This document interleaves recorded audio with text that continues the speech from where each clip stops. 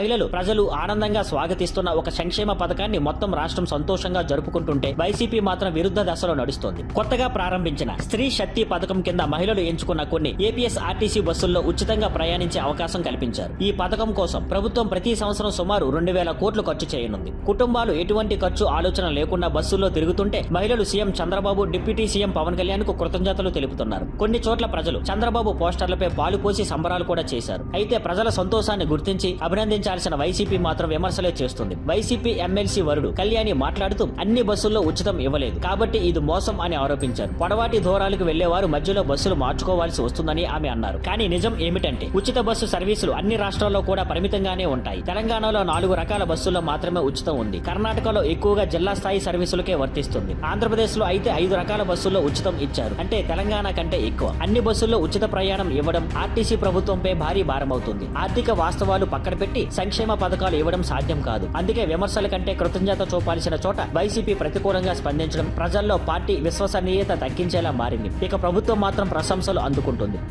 Thank you for watching. Please like, share and subscribe.